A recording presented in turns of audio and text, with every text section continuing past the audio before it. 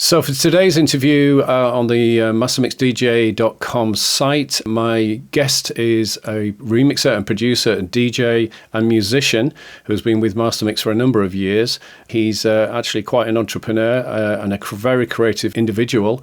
So I'd like to welcome Jet Boot Jack. Hey Paul, thanks very much for having me on.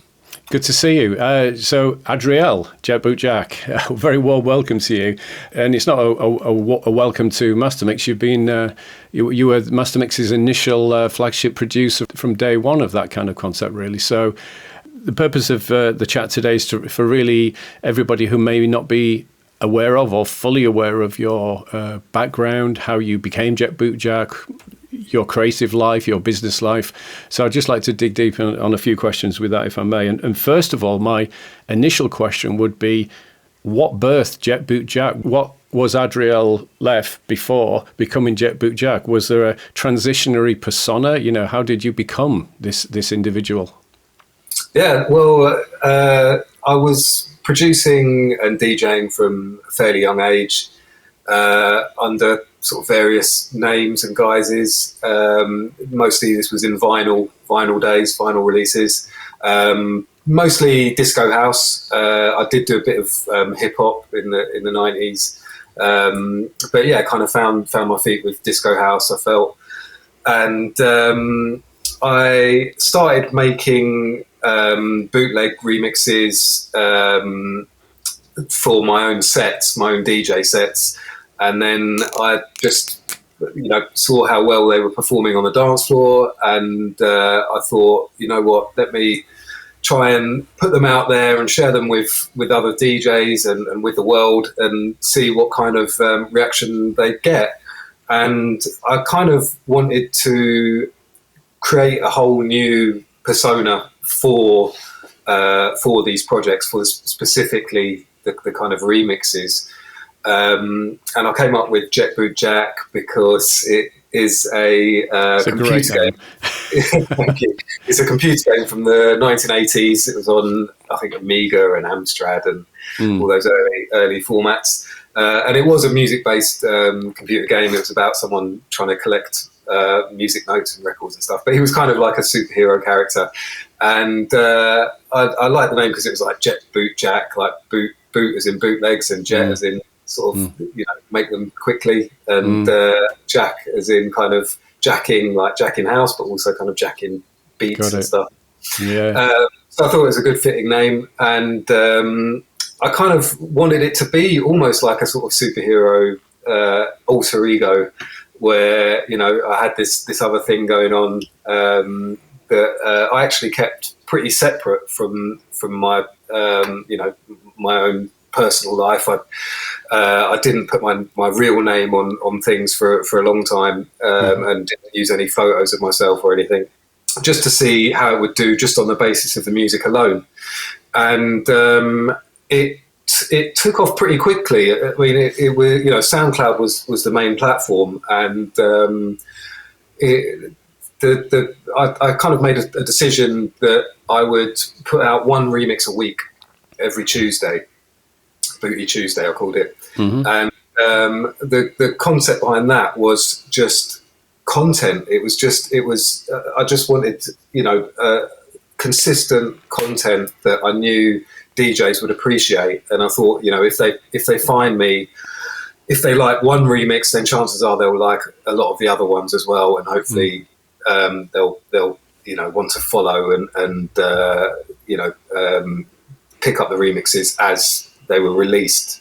Yeah, and the choice from day one, really, because I do know you are very ethically minded within the music industry. So your choice to give the productions away was both ethically based and a strategy to build a database, a fan base, and then move on to work where you would be, the artist would get paid and everything would be cool. So, was it a defined strategy from day one?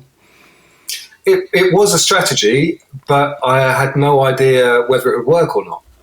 And I think that was what was really interesting to me, was that it clearly, the remixes started to gain traction, pretty quickly and built up quite a big fan base, and got, a significant following on SoundCloud. And that's when I realised I kind of needed to own the brand, and I started putting my own face on it, and kind of linked my personal accounts to my Jet Boot Jack account, and kind of came out as Jet Boot Jack. It wasn't really some massive thing, but it was kind of a big thing for me, because it then opened up DJ gigs and other work, other official remixes, and then obviously eventually hooking up with Mastermix. I guess it became your calling card eventually, where you'd built up this audience, and then that led to promoters noticing you, people talking about you, people wanting copies of your work, etc. So, on the production side, you are actually classically trained, I believe, with basic learning bass guitar and piano at a very early age, Adriel. Yeah, I was playing piano from when I was about 7 years old, and wow.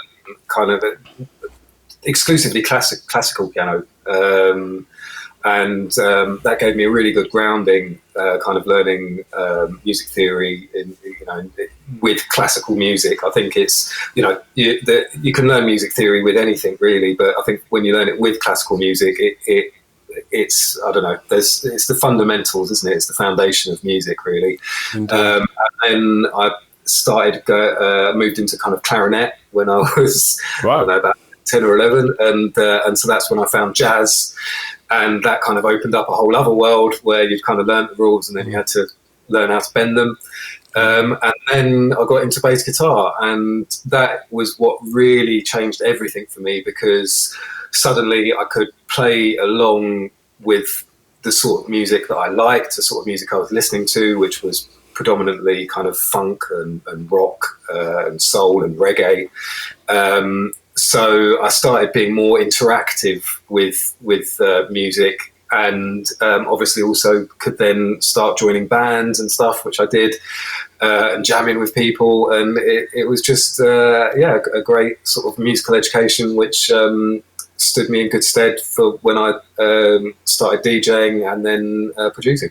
Well, it certainly served you well. I mean, obviously, I gather from that part of the conversation there that you've got quite a wide gamut of musical appreciation and some a wide range of artists that have influenced you. Yeah, absolutely. I believe that there's only two types of music, good and bad, and I think I will equally be happy listening to some old roots reggae or Hendrix or Led Zepp as I would listening to current dance music or hip hop or anything like that. I think for me, I don't really differentiate. It's just all good. It's how it makes you feel. So, yeah. Indeed, yeah, and your sort of evolution into the dance music world, late 90s, early 2000s.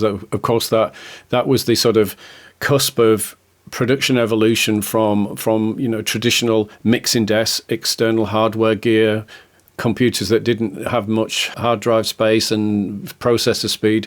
You grew up through that whole technology into the everything in the box kind of element really as well. So that must have been quite something for a young Adriel.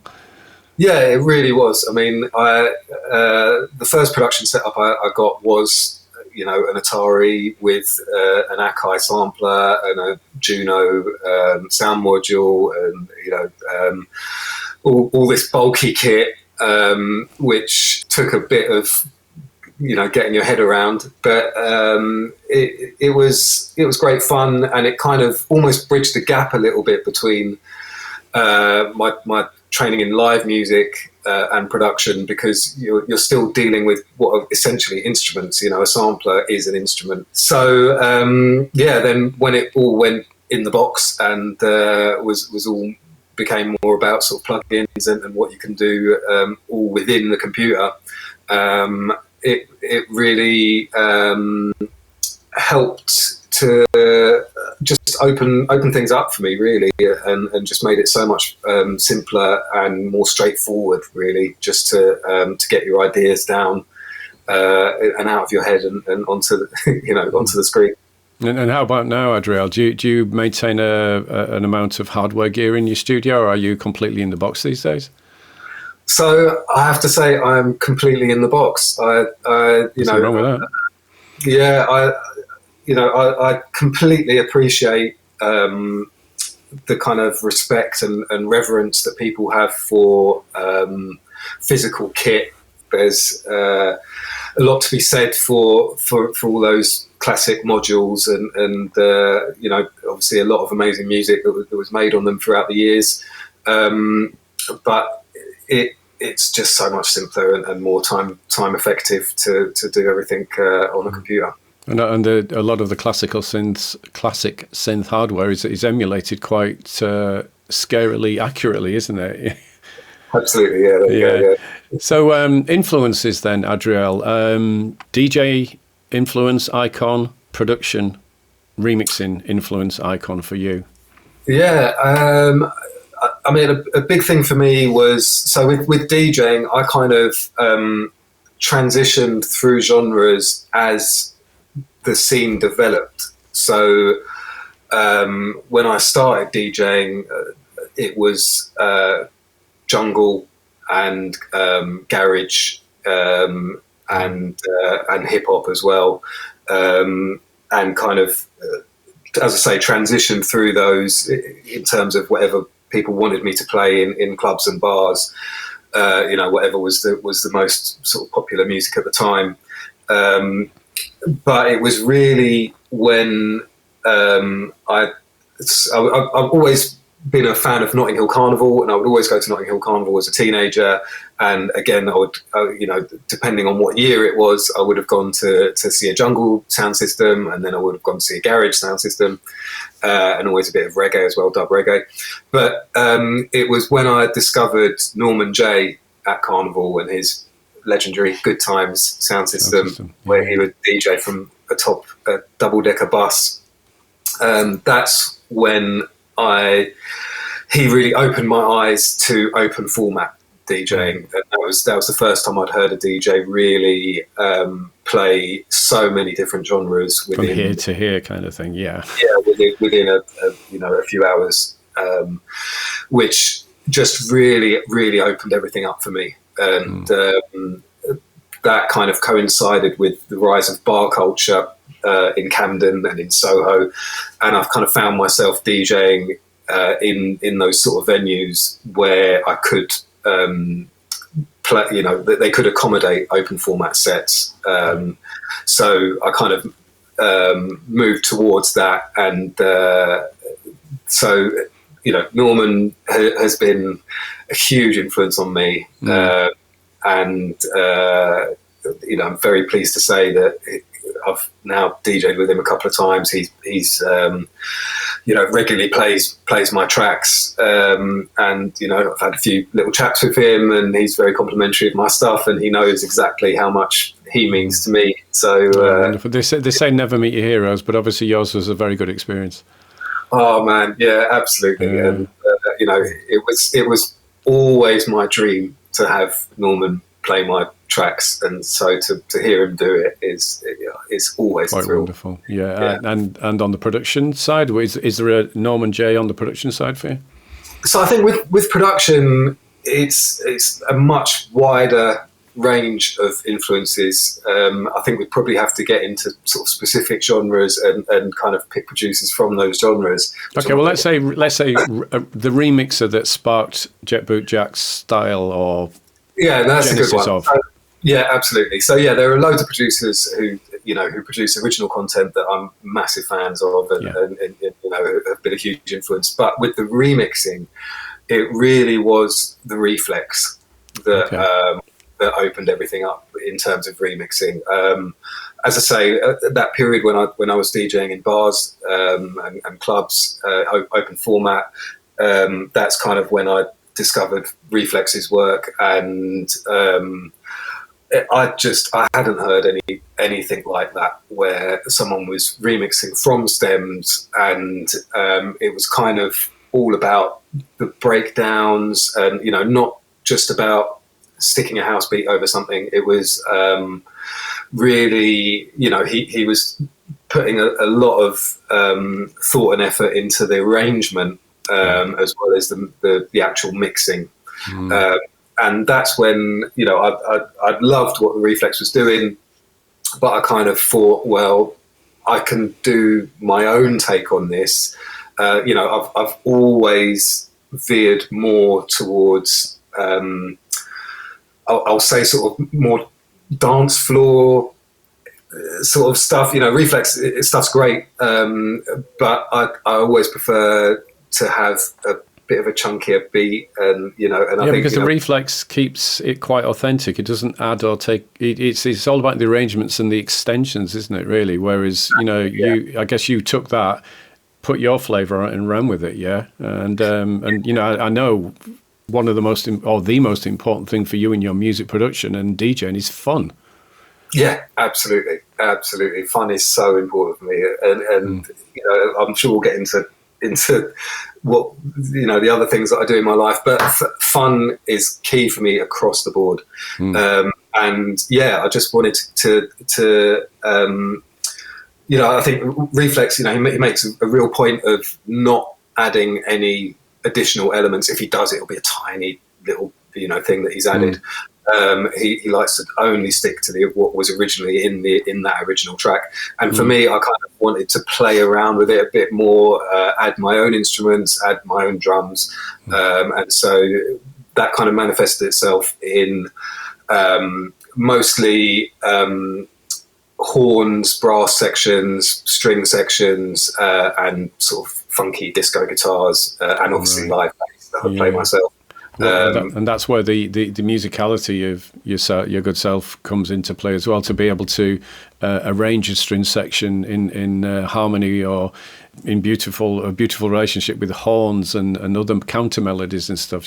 This is where the classical training really comes in. But on the production side of things, you know, were you self-taught, Adriel, as you moved through that kind of the blossoming of the late 90s into early 2000s of the digital technology and DAWs? Did you, you know, how did you learn your craft? Did you have a mentor, or were you know, early YouTube videos, books? What was it?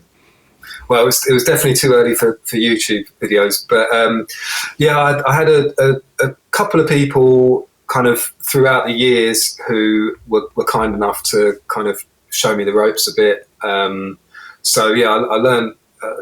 Everything I learned firsthand. I learned from just being in studios and watching other people, and then just applying that myself, and obviously kind of, as I say, taking a lot of influence from a lot of other producers in a lot of different genres. And once I kind of knew the basics, I could kind of work out what people were doing. You know, I mean, just as an example, you know, massive influence on me is Lee Scratch Perry, you know, the dub reggae producer, and just the way that he would remix tracks really had a huge impact on me. And I tried to kind of take some of his sort of signature things and put them in my own work. Right. And as you developed, matured, evolved, obviously from doing kind of, I guess, bootlegs and edits, remixes, you got into original music, collaborations, writing your own songs, etc. So what would be sort of your most favorite songwriting collaborations, original releases, for example? I mean, I know you've worked with Kathy Brown and various other artists as well. Yeah, I mean, you know, I've worked with a bunch of singers and a bunch of musicians and stuff, and I love collaborating with people. You know, it's always a joy for me to do that, and you know, a lot of work out there that I'm proud of. But for me, the standout thing, the one track that I hope I will always be remembered for, is Bringing the Good Times Back with Kathy Brown. It was the first track that me and Kathy did together, and it was very organic. The songwriting came from the both of us, and you know, just working in the studio, and it just, for me, encapsulates everything that I've always wanted to do in terms of music in one song. You know, it's you can hear disco influences, you can hear funk influences. It's still very dance floor friendly. I think the vocal is absolutely incredible. I think it's one of Kathy's best vocals that she's ever done, really. And as we were saying before, above all, it's fun. It's a fun track, positive track. You know, at the time, she said to me that she'd been writing a lot of sort of, maybe not negative, but, you know, stuff about breakups and, you know, stuff with that kind of connotation to it. I'm a strong, independent woman kind of vibe. Yeah. And this was just about kind of, it was post-COVID, and the whole point of it was kind of, let's just get back out there and get partying again. Yeah. And then another reason why it is such a huge track for me as well is because there was a very purposeful reference to Norman Jay and his Good Times sound system. He was the first person I sent the track to. And he actually came back and was like, I love the track, but can we get a little bit more vocal? Can we get like a vocal intro? And so me and Kathy went back in the studio and recorded a bit more vocal just for Norman. And he was obviously very appreciative and has kind of really championed the track and has played it a lot, which is amazing. A dream come true for me.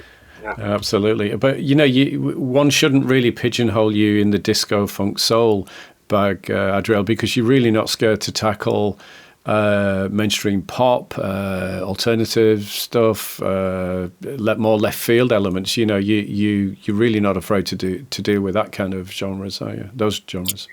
Yeah, no, absolutely. And even, you know, something like drum and bass or whatever, you know, like if I'm DJing at a festival, I don't really want to stick to you know 120 to 130 BPM for the entire set. So I do like to change things up wherever I can, and you know, I'm sure I'll never kind of produce tracks in every single genre that I love, but I'll give it a go. Cool. And just circling back to tech and the way things, you know, because I say it was quite an important period. Evolving into a producer, remixer artist from the late 90s into the early 00s. From your DJ side, Adriel, what has been the most creatively impactful tech that DJ technology, its evolution thereof, has helped you, affected you, you know, made you feel more creative out there? Anything in specific software, hardware, technique, buttons? That's a very interesting question. So I have to say, I'm not the biggest exponent of new tech. I'm not one of these techie people who's like all over the new controller, and you know what I mean. But probably because I started on vinyl, and at the point where CDs, you know, began to become a thing for DJs, I would be DJing off the earliest CD decks, you know, the ones with the little trays that popped out, where you had like a tiny little jog wheel, and you know. So I think for me, I kind of, you know, I didn't struggle with those. It was fine, and you know, same with vinyl. There was. I'm not saying if it's not broke, don't fix it, but there wasn't really anything wrong with that. Like, it worked okay for my sets, and I never really had an issue with any of that. So I wasn't massively taken with the whole leaps forward in technology. The only thing I would say, which I'm really do love, is the built-in effects unit on a Pioneer Nexus mixer. I love when it's got the little strip, the little touchscreen XY. I do love a bit of reverb, and I like to play with that. And there's a certain way that I've set up the reverb so that I can use the touch strip. And actually, funnily enough, that takes me back to Lee Scratch Perry and, you know, dub reggae, which is, you know, a big influence on me. The way that they use reverb in dub reggae, you know, reverb is massively important. And a lot of the dub reggae DJs like Abashanti, Jar Shaka, they would use reverb live a lot, and I like to do that myself as well. And I know, like, you know, some house DJs might use it a little bit here and there, but I do love a bit of reverb. I think it can, if you use it in conjunction with EQ, it's almost like you can talk to the audience through what you're doing, and it just reminds them that you're here and you're live and you're doing stuff and you're interacting, and yeah, I just feel like it can really elevate a room. Sometimes it might not sound, you know, if I do a live recording of that set and then you listen back to that set on your speakers at home or your headphones, it might sound a bit jarring, and it's like, what's going on here? But I tell you, when you're in the room, it's a really good tool. It is indeed, yeah. Away from the technology, Adriel, the type of events that I know you've played historically are very, very varied, from festivals to private parties to corporate events, weddings, clubs, bars, everything. Do you have a favourite crowd, a favourite event, a favourite gig, a favourite type? Do you embrace the wide demographic that sometimes you may have to play to, and how do you go with the flow there? Yeah, I mean, what I love about my production journey and my DJ journey is that it has allowed me to play all different types of music. I think a lot of DJs do get pigeonholed and they do get stuck in a box, and particularly with house music, I think there are a lot of DJs you go and you might not know what songs you're going to hear, what tracks they're going to play, but you know what you're going to get. Yeah. And I think what I love is that people might have an idea of what I'm going to do, but I can always play around with that a bit, and I can go very, very housey sometimes, and maybe even a bit techie, but then I'll pull it back and go really vocal and really disco and really melodic. So I love the contrast, and just being able to do that, the freedom to do that is huge for me. If we're talking about specific events, obviously Vivid People, which I'm part of, I'm a resident DJ for, which is 70s, 80s and disco, 80s, 90s and disco, I should say. Which is a great mix. Again, allows me a huge amount of scope, and I can play sets there and tracks there that I can't play anywhere else, and the crowd will come with and on that journey, and appreciate what I'm doing. So for me, it's not really about one specific club or one specific event or one specific genre. It's the freedom that I don't have to be tied down to that. But I guess with Vivid People, it's also a great place, a great crowd to road test your new productions as well, isn't it? Yeah, I mean, it's been a huge part of shaping my production style over the last 2 years specifically, because it's really not often that you can play to a crowd who are going to appreciate those sort of tracks. I'm talking specifically kind of, let's say, 80s remixes, a bit of 90s, early 90s remixes. To have a crowd that's so responsive to that has changed the way that I produce. It's I'm much more focused now on the sing-along elements, the breakdowns, because I know that when I play these remixes out, literally the whole room is going to sing along, so I might as well give them the chance to do that. We're back to fun again, aren't we? Fun. I mean, obviously every DJ likes to play longer, but do you get opportunity at some of your gigs to play, more than the de rigueur 1 hour set that, as a DJ, you'd surely like to express yourself in longer sets? Do you get those opportunities at all? Yeah, I mean, I still play at kind of smaller bars and clubs in London. Maybe not quite as much as I used to. That's not really to do with me. That's to do with, sadly, the scene. That there's just not as many of these small bars and clubs around anymore, which is, obviously a really, really sad thing. But there's never really been a time in my DJ career that I haven't had at least one residency at, a bar or club in and around London, which has required me to play sets of 4 hours or longer. I've now sort of come to the age where anything over 4 hours is a bit of a struggle. On the feet. It's usually on the feet, isn't it? Yeah. Particularly my knees. I don't know, very interesting, but I've got big problems with my joints. So, but back in the day, I used to regularly do 6 or 7 hour sets. But I think that is where you learn your trade. The whole 1,000-hour things, the whole thing about the Beatles, playing in Hamburg in these venues where they would play for 5 hours or whatever. I think that is such an important education for a DJ, and I think again, it's an opportunity which sadly isn't there as much anymore. But controlling a dance floor for 4 or 5 hours is a real skill, and it's work. It is real hard work. It is, because you're thinking 3 tracks ahead the whole time. Yeah, constantly. I 100% agree. It's like a game of chess. You are three or four moves ahead. And the other thing is as you said, you use the word controlling, but the other part of it, which I know is in your DNA, is reading the room.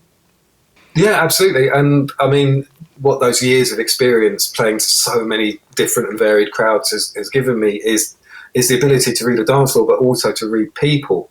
That I can see a group of people and kind of have a good instinct of what music they would like, and I'll throw in a tune that maybe I wouldn't have normally, and they'll react. And then that can give me the freedom to go off down another route. Even inspire you to go in another route. You can bounce off that into another place that you didn't think you would go.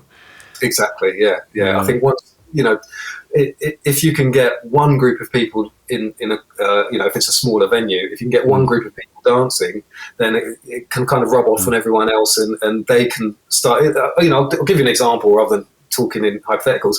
I play a lot of Latin music. I was resident for a long time at kind of Latin venues, and if I can see a group of Latin people who just happen to be in a club, I'll drop a bit of reggaeton that maybe everyone else doesn't know, but they know, and they'll go crazy, and everyone else will kind of pick up on that and go with it.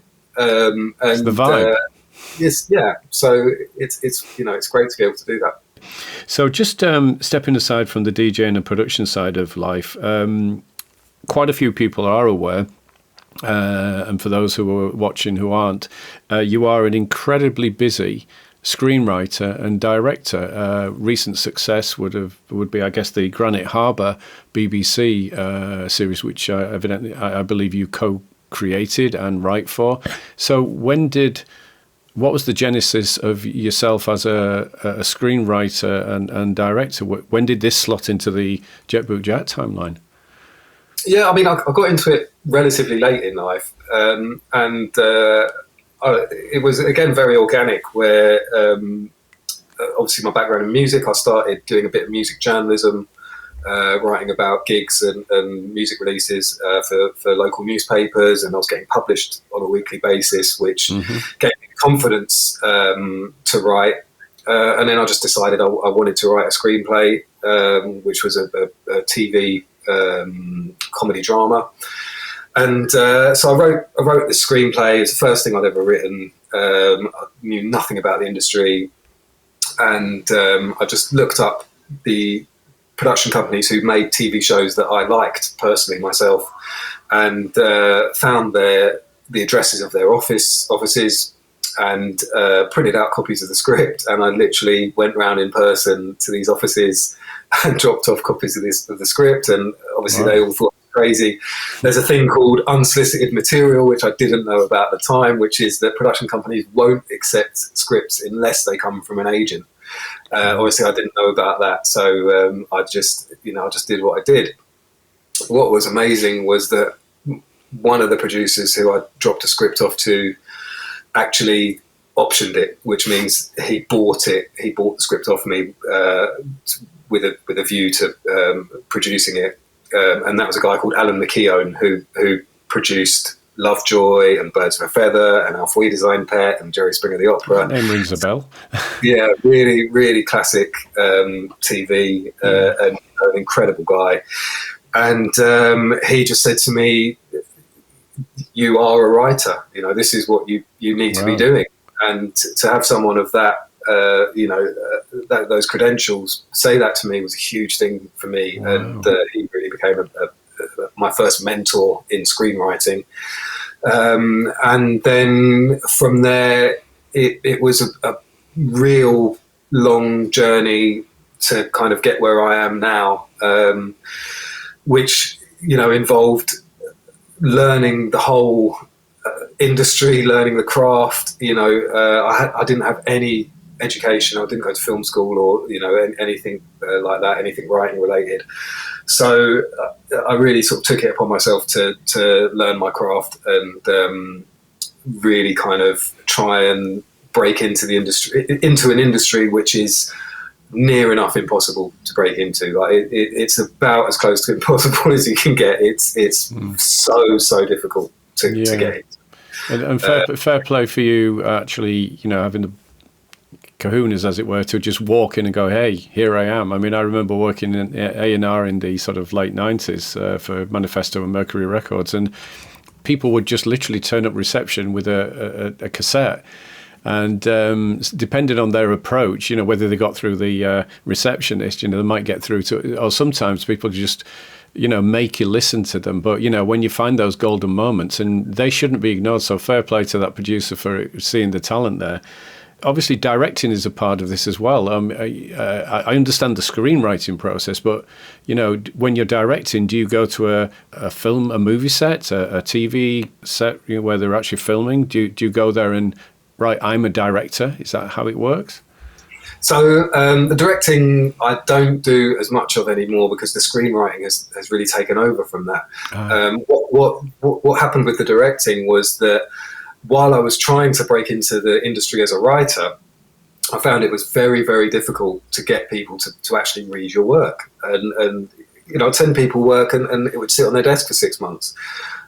So I was just got so, I'm very, impatience maybe not the word, but I like to make things happen myself. Chop, yeah. And so I was like, well, I'm so sick of this, of just waiting for people to read my stuff. I'm going to write something that I can actually shoot, write something that I know I can film myself. And so I wrote something which kind of was, there were no scenes in it that I couldn't shoot. So it was all set in locations that I knew I had access to, for example, nightclubs. And I wrote specifically for kind of budding actors who I knew, friends of mine who really wanted to act. And so I wrote parts specifically for them. And I managed to rope in a cameraman, and we just made a film, which was,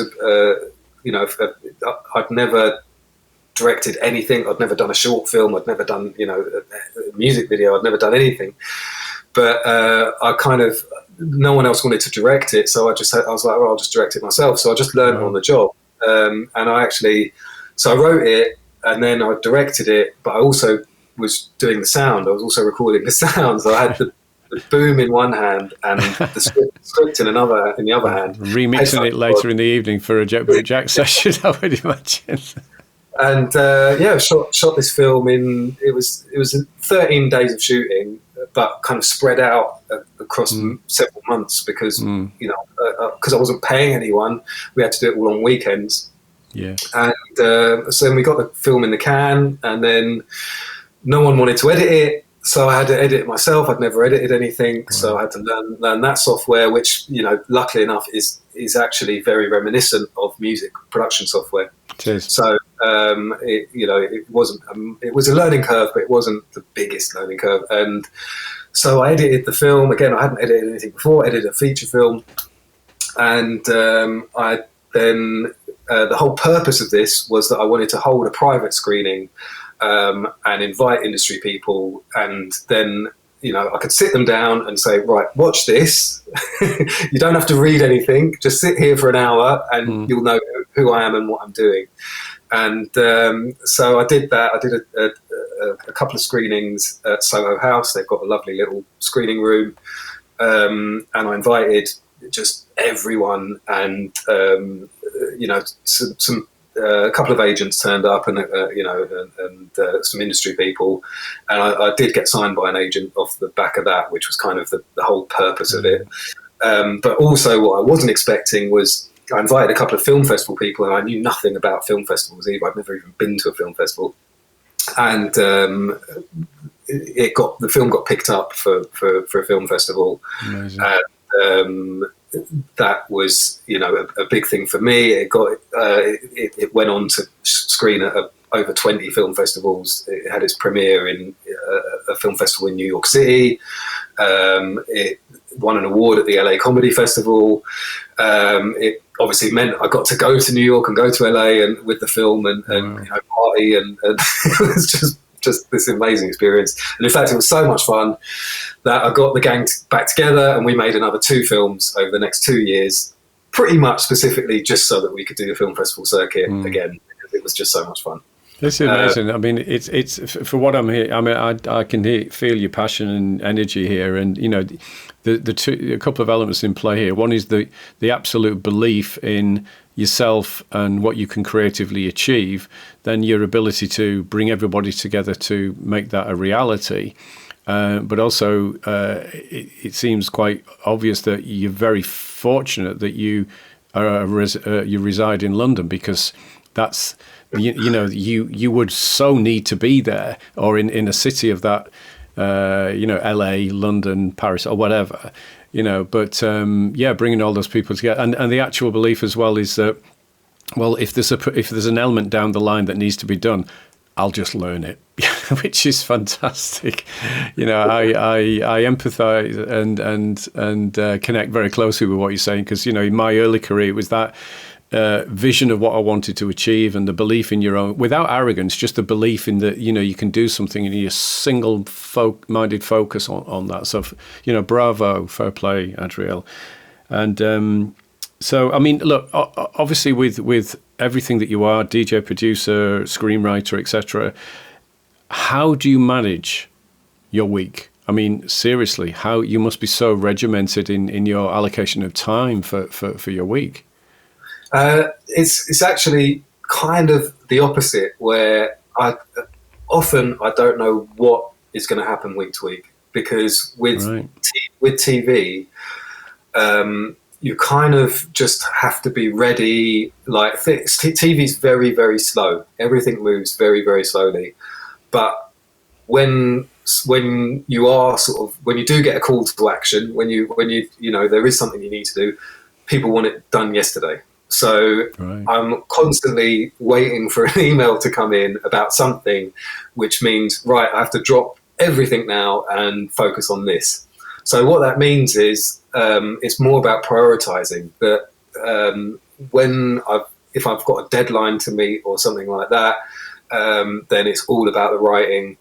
But then once I submit a bit of writing, or I'm waiting for someone to read something, or waiting for notes, that's when the music kicks in, and that's when I dive straight into music, and I kind of feverishly try and do as much music as I possibly can before the next bit of writing work comes through the door.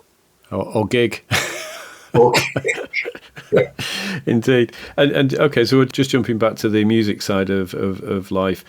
Current music trends and stuff. Obviously, disco has been taken, embraced, and possibly rinsed beyond belief and everything. But there's still more to come. But musically, for sort of styles and preferences, and the way you're seeing crowds develop, what do you as DJ Jet Boot Jack, what do you feel is the next sort of trend for dancing, clubbing, entertainment? Is there going to be another style or genre like disco that's going to be taken and by the horns and users of influence? Yeah, I mean, I would say that for a few years now, before I actually got hooked up with Vivid People, I had a feeling that 80s was going to be the next thing after disco. And again, this is kind of before Stranger Things, kind of did what it did. And I think that was quite prescient. I think that the 80s is having a moment now, and I think that will continue. And I think kind of obviously 90s is has a lot of attention at the moment as well. But I think when the 80s thing does wane, I think 90s will get bigger again. I think it does go like that. Disco was 70s, obviously. So it's a pattern, isn't it? It's a generational pattern. That's quite logical, really, I guess. Yeah, I think so. But I would put a caveat to that, which is that I think we're in a time now where really collage is the art form of the 21st century.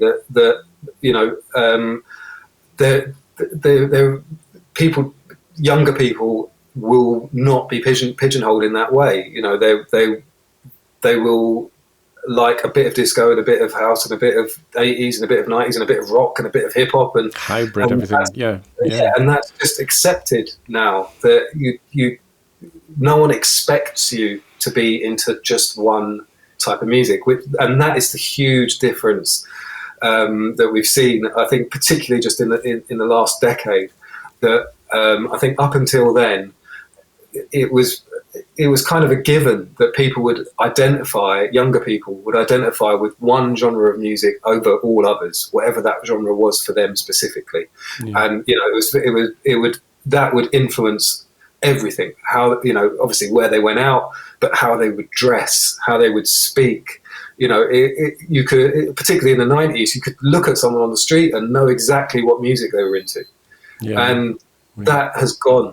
That I'm not going to say if it's a good thing or a bad thing, but I think that we will get these little micro trends. But I think the biggest trend is everything, everywhere, all at once. That I think everyone just is into everything now, and I think again that goes back to the freedom that you can have as a DJ. It gives you a lot more scope to be able to drop something which is not in keeping with maybe what you played before and get away with it. Yeah, that's quite a phrase. Write that one down. Yeah, and as well, what will feed and nurture that this prediction of yours, Adriel, in my humble opinion, would be the advent of an ever improving AI stem separation technology. That will just. It's just like opening up every multi-track available, isn't it? And it will only get better. So that will definitely feed this collage theory of yours, won't it? I mean, have you embraced that stem separation side into your productions? Yeah, I mean, it's been an absolutely huge thing. It's been a game changer. I think everyone's been kind of waiting for it. It's not the newest technology, but the way that it's developed is really significant. I think that it's been around in some form or another for a few years. It wasn't quite up to scratch for a while. I think now we're at the point where it's usable. I think we're going to see it get to a stage where it's scary. Scary in a good way. But it really, for me specifically, it's been huge because before this I was limited to remixing. I don't like remixing unless I've got some form of stems. And before this technology developed, I was limited to only remixing tracks that I could get hold of the stems for. And I had this huge wish list of tracks that I wanted to remix but couldn't find the stems anywhere. And that has now blown that out where pretty much anything is doable. Yeah, it is incredible. So again, on the JetBoot Jat tip, I'd love to know how did the relationship with Mastermix, could I ask how that developed, and how did you connect with Mastermix? Yeah, sure. I mean, it was kind of a thing where we were both kind of mutual admirers of each other. I think I connected with Rich, who's senior figure at Mastermix, and I told him how much of a fan I was of Mastermix, and he told me how much a fan he'd been of my remixes, and we just kind of thought there's got to be a way to collaborate somehow, and we didn't really know how that would be, and it took a lot of back and forth, a lot of really kind of putting our heads together and working out a way that we could really collaborate and get the best out of each other. And so we came up with these albums, which again, we didn't know if they would be popular. We didn't know if people would latch onto them or not. And I was just so pleasantly surprised and so excited to see the reaction that they got. And I really absolutely believe that I could not be with a better team. I could not have a better platform than Mastermix. It's such a huge thing for me to be on board with Mastermix and to be able to sort of count myself as one of the team. It's absolutely massive for me. And I have told this story before, but I do love this story, so I'm going to tell it again. That one of the reasons why Mastermix is such a huge thing for me is that when I was 11 years old and I had my pocket money and I went to my local hour price to I had enough money for one cassette, and I looked through all the cassettes, and I saw this Mastermix release called Mega Bass, and I looked at the track listing and it had like 50 tracks on there, and I was like, well, that's the best value for money I'm going to get with my pocket money. So I bought the tape and I took it home and I listened to it, and I was like, hold on, these aren't full tracks. Like, all the tracks are kind of mixed together, and we've got like a little bit of vocal from this track and a little bit of instrumental from this track, and obviously it was all remixed and mashed up, and that was my first real experience of listening to remix music, mashed up music, and it was we're talking fairly underground house music, Detroit techno, hip house. There was some classic like R&B on there as well. It was a real mix of music that was new to me and just hugely excited me. And I remember my last day of primary school. On the last day of school, you're allowed to, everyone's allowed to bring in music, and all my classmates were bringing in their Michael Jackson and their Madonna, and I brought in Mega Bass, pumping out Detroit techno in my classroom. Everyone's like, "What's going on here?" But that, I can draw a direct line between that and where I am now, and I don't know what my journey would have been if I hadn't bought that, made that one purchase of that one cassette. Obviously, Mega Bass 2 and Mega Bass 3 then came out, and I, avidly, bought those and, was watching out for them. But that is, that's what got me into remixing. That's what got me into mashups. That's pretty much what got me into dance music. Well, so it's not just hey, I like your work, hey, I like it. There's a solid inspirational history behind your connection with Mastermix, then, isn't there, from the sound of it, which is quite beautiful to hear. Yeah, it's a massively important thing for me, and that's why it's so special for me to be part of it. Well, that's wonderful to hear, Adriel. And so, JetBoot Jack and Mastermix for the future. Can you give us any hints about what the next 6 months may turn into for that relationship? Well, just more of the same, more classic remixes. I think we've got maybe a summer hits remixed album coming soon. There'll also, I'm hoping we might be able to find a way to collaborate with Mastermix and Vivid People, because I feel like under discussion, isn't it? Yeah. I feel like the two brands are just so in parallel. You know, a lot of my most popular remixes for Mastermix are the ones which go down best with our Vivid People crowd. So I just feel like there may well be something on the cards where we can get these two, you know, very exciting brands together and some sort of partnership. Okay, well, listen, Adriel, I really do appreciate, or we appreciate you taking the time out of your obviously hectic schedule to have a chat. It's really great to get to know more about your journey and influences and vision and creative lifestyle, etc. So from myself and the rest of the Mastermix team, it's great to have you aboard. We'll look forward to many projects ahead. And once again, thank you for your time, Adriel. Thank you so much for having me on. It's been a pleasure. Take care. Cheers.